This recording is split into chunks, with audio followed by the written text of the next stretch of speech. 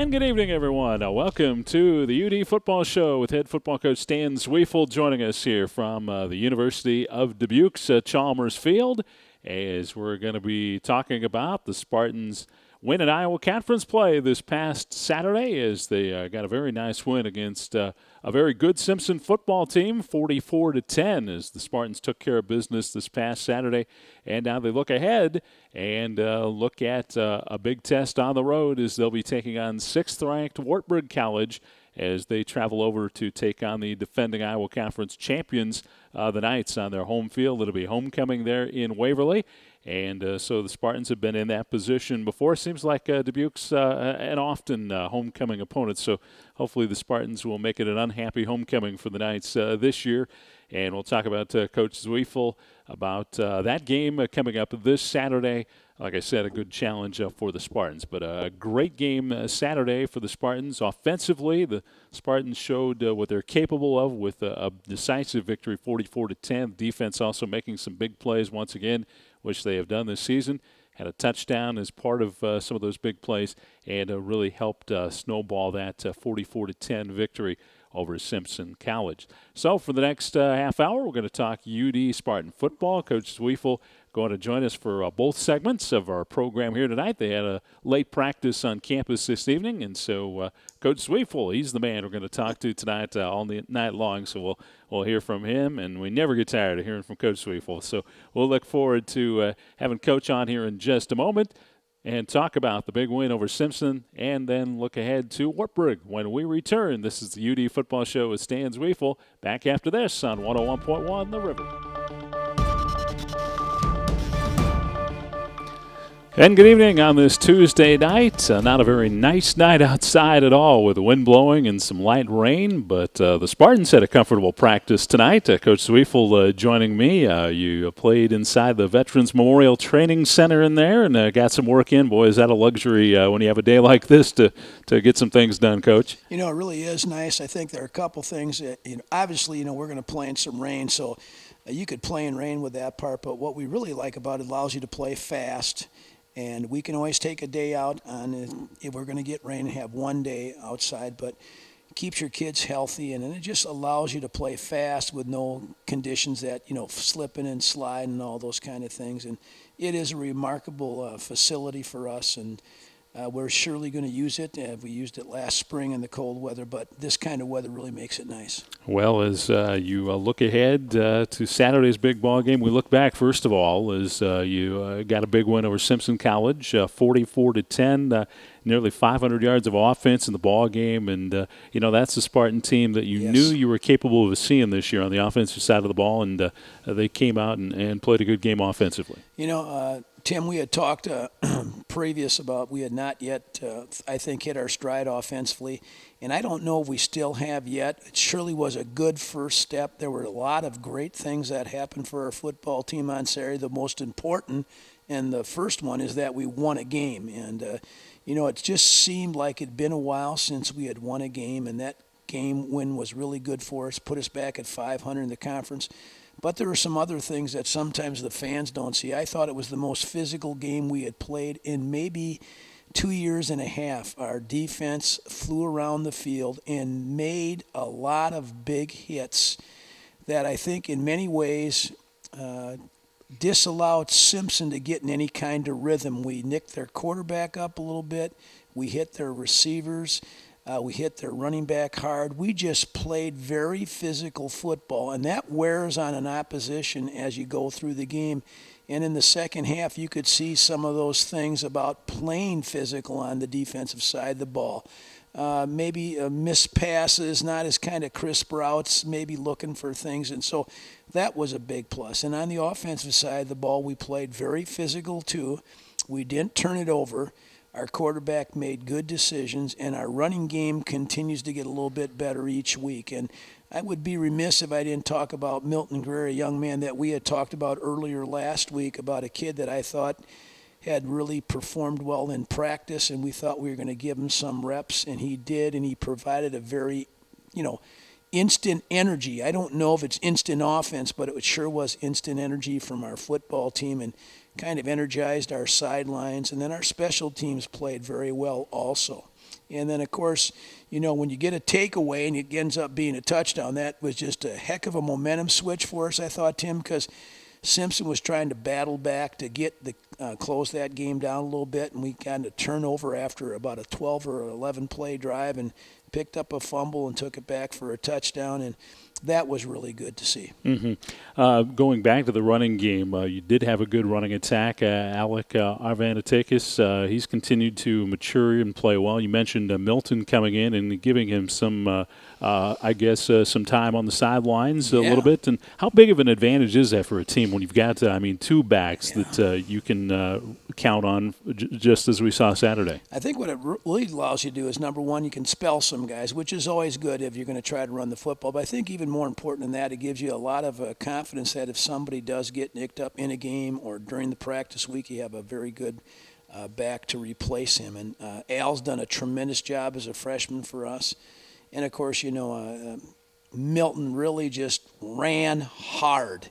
And when you run hard and break tackles, it fires people up. It just really does, whether you're on the offense or on the defense or on special teams. And that energy really, I thought, was created by some of the things he did. And as you ask, Tim, we'd literally love to be able to run the ball 40 times a game, and you have to have the ball. And for the first time this year, we ran 74 snaps. We haven't run 74 snaps all year. We've been in the 55 to 60 range. Part of it's on the offense, part of it's on the defense, but that allowed us to run more plays and obviously do more things with our running game. So I think the way things all played out and that it came out pretty good. And, of course, Tim, I would say this, our first drive was outstanding again. We've been able to really come out of the gates very fast in the games that we've won, and that'll be a big key for us as we move along the season, staying efficient on the offensive side of the ball, allowing our defense to play ahead, which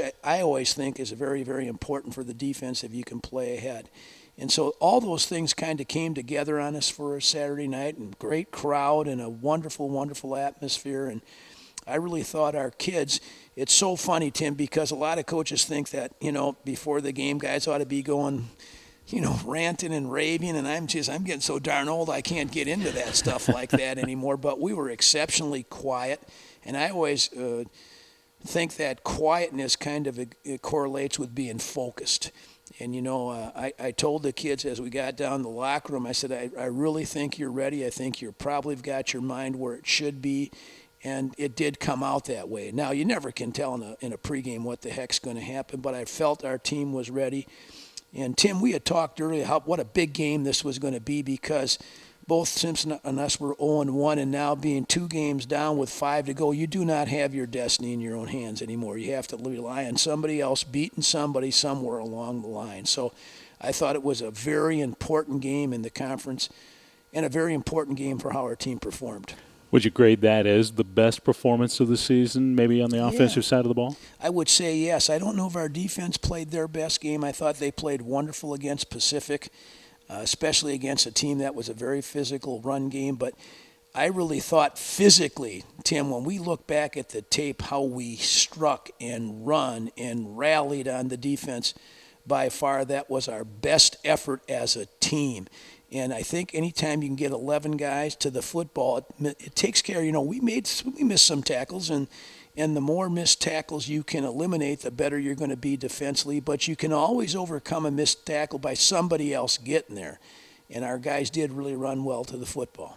We alluded to it a little bit earlier, but on the defensive side of the ball, that fumble recovery for a touchdown there in the second quarter when could have been a 21-14 game because Simpson was driving and you created that turnover, scored a touchdown.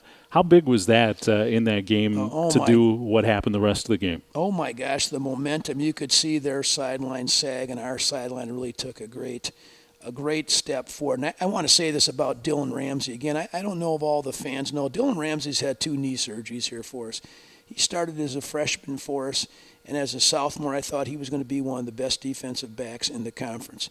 Then he has 2 unfortunate knee surgeries, and the young man could have graduated last spring, and he chose to come back and play. And I'm talking to his mom and dad after the game. Very emotional for me because what he's provided for our team and the kind of sacrifice that we talk about in our program about team all the time. The things that he's done for the team is just outstanding. And I was so happy to see, number one, us score a touchdown on defense. That's dang happiness for a coach. But number two, the way the young man who did it, who's been so very important as a team member to us. And so that was really kind of neat and very emotional for me after the game. But I was excited as heck.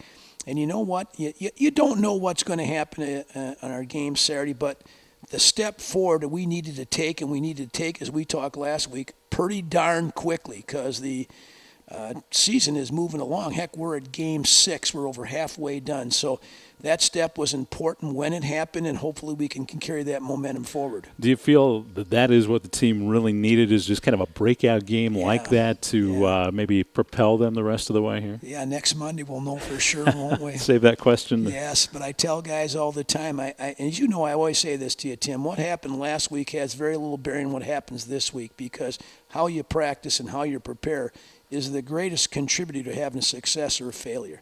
We're talking on Tuesday night, and our team we thought one of our best practice, Coach Mick thought it was our best practice offensively of the year. Now, that's the kind of things that happen when you have good feelings after the game on Saturday. Feeling good about yourself, 500 yards offense, defense scores a touchdown, really shuts down a very potent Simpson team who had beat Illinois Wesleyan just 2 weeks earlier, had a shootout with BV at Benavides the week before, 38-34, 38-31, whatever that score was. So really, we really took that game under control and kind of, I thought, in all three areas outplayed Simpson, special teams and offense and defense.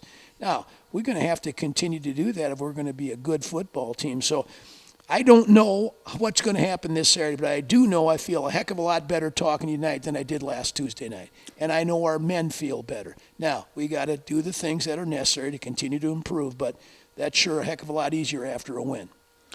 One of the big stats that I had highlighted here from the game Saturday was the third down conversions, 7 of 13, but you add in your fourth down conversions, 3 of 3 on that, and boy, that's where you want to be. Yeah, you know, we always talk, and we have talked offensively for a long time since I've been coaching, that if you convert 50% of your third downs, you're probably going to have a great chance to win the game. In our great years here, and we've been awfully good offensively, we've always been around the 55 to 58%. In 2011, we led the country at 58%. But also in 2011, we didn't have a heck of a lot of third down plays. We were getting first downs on first and second. And so when you look at the third down conversion, it tells you two things, and it's traditionally tells you two things. You get to stay on the field. Oh, is that important? You get a chance to run another 3 plays. And then it also keeps your defense off the field. It means you're gaining yards, so the field position is obviously going to be in your favor. For the first time since I've been here, we went for fourth down 3 times and made all 3. We went 3 times but haven't made all 3. Put that together, you're 10 for 16. You're going to win a lot of football games if you convert 10 out of 16 types of plays where you get to stay on the field. Mm-hmm.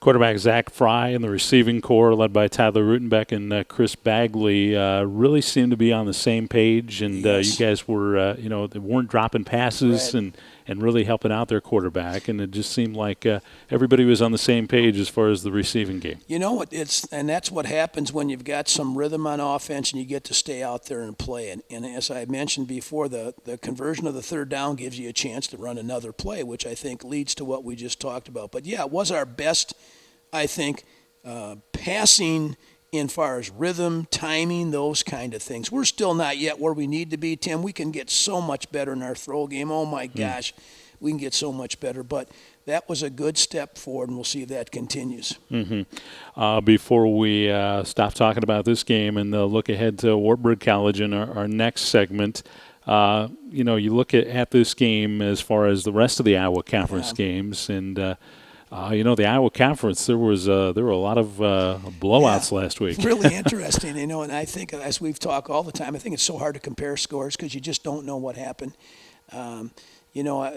Luther, who really got after us in the offense a week ago prior to the Simpson game, turned it over against Central and got hammered. And that surprised me because I thought Luther at home would be really difficult to beat. But I think, again, it talks about what I always say. What happened the previous Saturday really isn't a bearing on anything. You just don't know.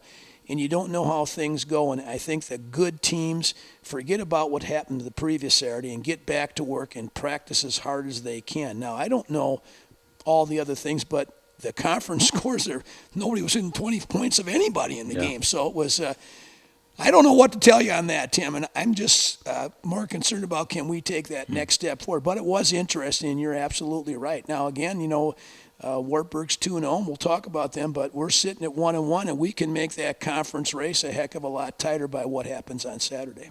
One thing before we get to our break, and this isn't really a comment about the game in general, it's about the whole season. Your linebackers have done a tremendous job. Each week I look at the tackle chart, and all your linebackers are at the top of the tackle sheet, and that really is a mark of a sound defense. Blaine Snitker was a first-team all-conference pick as a sophomore last year, is getting better and better. He's just a tremendous person, a tremendous kid, everything you want in a teammate. Trevor Stauner, one of our captains, the other junior linebacker, is fantastic, plays as hard as anybody I've ever coached. We lost Chad Sadowski in game 2, and he's been replaced by Ev Swear, a young man from Fenimore who's a junior. We have all those linebackers back. Chad Sadowski will be cleared, I think, tomorrow to start practice, and he'll be back with us in probably a week to 10 days. So, yeah, those guys, and really in most defenses when you're good, it's the linebackers that make the amount of tackles. And, of course, our safeties are always involved in that tackle situation, too, and Vinny Whipple's done a tremendous job, and Darren Miles. But, yeah, the linebackers have played well, and they're really what's exciting about them, they're all going to be back for us next year. This is a Tuesday night before the Spartans' next football game. This Saturday as they take on the Wartburg College Knights at Waverly. And we'll be back. We'll talk with Coach Zweifel about the upcoming opponent, the Knights. When we return, this is the UD Football Show with Stan Zweifel. Back with more on 101.1 The River. And we're back on this Tuesday night here on 101.1 The River as we're talking live with head football coach Stan Zweifel about the UD football program. We visited about Saturday's big win, but now we turn the page on the calendar and we look to this Saturday as you'll travel over to Waverly to take on 6th-ranked Wartburg coming up. That's a 1:30 kickoff. It's a little unusual, but homecoming they kick at 1:30, and we'll be on the air on 101.1 The River at about 1:10 on Saturday afternoon from their stadium there. The Knights, we talked about them briefly before we went on the program. Wow, are they pretty impressive this year. They've just rolled to 5-0 pretty easily, outscoring teams 38-9 on average, and rolling up almost 488 yards of offense per game and giving up just 237. Those stats speak for themselves right there. Yeah, watching tape on that is scary. They are operating so efficiently offensively. They have very few downs where they don't get plus yardage. They have a lot of downs in that 6 to 10 yard category, and then they have a lot of big plays. They have tremendous receivers. Quarterback is very, very impressive. I was favorably impressed watching him. I think he's might be one of the better quarterbacks, if not the best in the conference, and their offensive line is physical and runs real well. And on defense, they fly around the football field like they always have. Their secondary is very impressive. They have some very good cover guys in their secondary. Their linebackers run well, and their defensive line runs very well. They don't appear to have a lot of weaknesses, and as you mentioned, their scores would indicate that they are a very good football team, and they finished off last year going to the second round of the playoffs, losing to Bethel up at Bethel. I was at that game, and they in turn beat Bethel at their place this year. So I think they've just really feel very confident, and Tim, they should be. They're a good football team, and they're playing well. It'll take a monumental effort on our part to play with Wartburg on Saturday, and I expect our men to give a monumental effort, and I expect us to play as hard as we possibly can, and let's see where the chips fall on that. Their Coach Willis has done a fantastic job. He's got a great record there. He's had tremendous success. Their program has been one of the most consistent, if not the most consistent winner in the conference.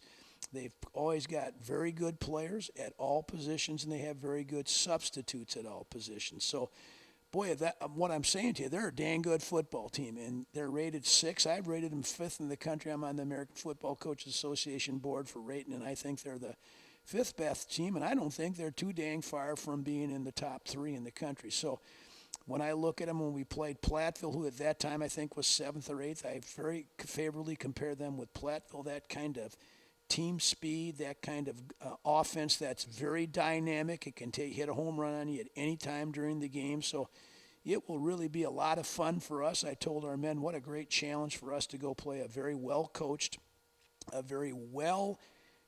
and very good players on their football team and playing with great, I think a lot of great confidence. So, again, I think anytime you're in our position, we think we're a good football team. We want to go over there and try to give it our best shot and see how that thing all shakes down. Mm-hmm.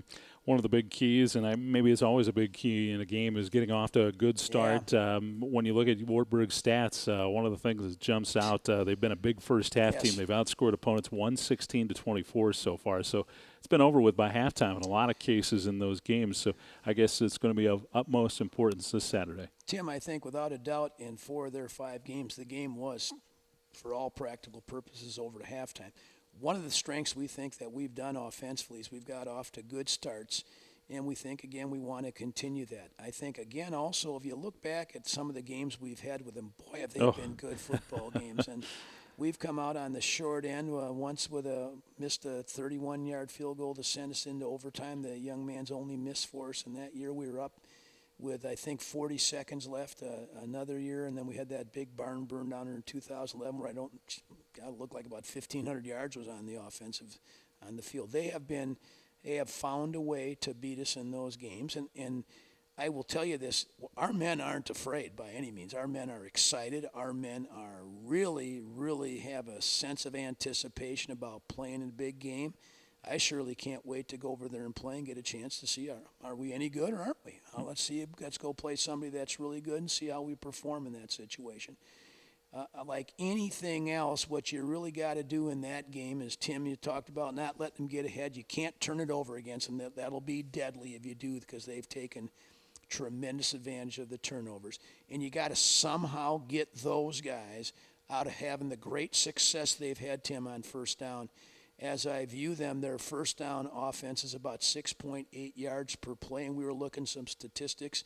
They remind me so much of our 2011 team statistically, that they're so good offensively, they pressure you and put stress on you on every down.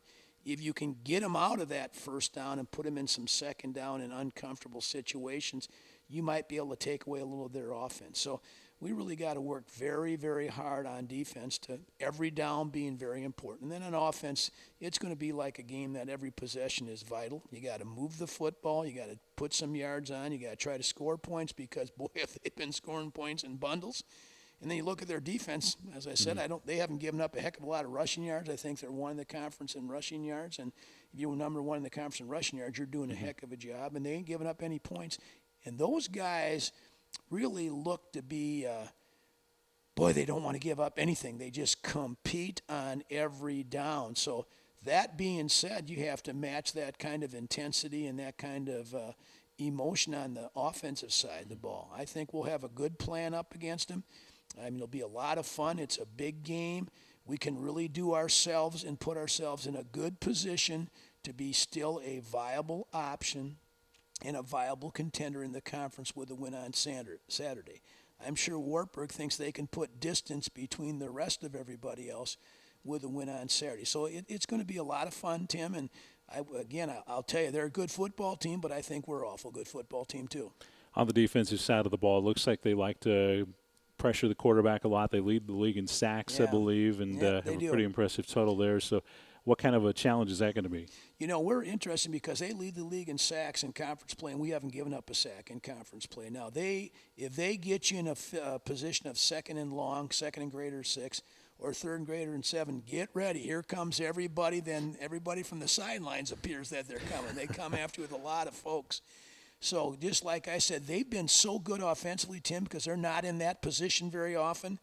We have to do the same thing in offense. We've got to be efficient on first down. We really do, Tim. This is going to be a monumental importance on Saturday, trying to get us in a situation where we don't have to sit back and they can come and blitz us. They feel really good about their corners. They play a lot of press with their corners. They're outstanding athletes. They run well. What I was so impressed with their secondary team is they just play football. They react to the ball. They change direction. They're a good football team, and they're playing with so much confidence. So, obviously, as I said, you got to do well on first down and got to get yourself out of that position where they can't come after you. And if they do come after you, you got to have an answer. We're very good in pass protection. Our schemes are very good in our pass protection, so hopefully we can pick those things up when they bring blitzes. But I prefer to stay out of third and long, Tim, and that'll help us on picking up the blitz. And then, again, as I mentioned, they are so good offensively. They never seem to be in a bad situation on the sticks for them. So we've got to somehow put those guys in a position where they haven't been very often this year. Third and long, second and long, and that's easy to say and harder to do. But, again, it'll be a heck of a game, Tim. I just really believe it's going to be a very competitive, very good game, very well played, and it'll be a physical contest. Mm-hmm. When you're dealing with an opponent that appears not to have many weaknesses, talk about the preparation for that as a coaching staff. I mean, how technical are you getting trying to break down every little potential weakness, and just talk about that as a coaching staff. I would first want to tell you can't believe the number of games I've watched on these guys. We've had just a very good rivalry, and I've looked back all the way back to 2010 with our contest with them, and of course we've got all the exchange tapes that we've had this year, and you surely try to find some weaknesses, and when you can't, as I always say, Tim, there aren't many weaknesses on their football team. You better make sure that you're playing your strengths. And surely we want to get the ball to our playmakers. And, Tim, I thought last week we targeted our playmakers probably as good as we have all year. Our playmakers came through.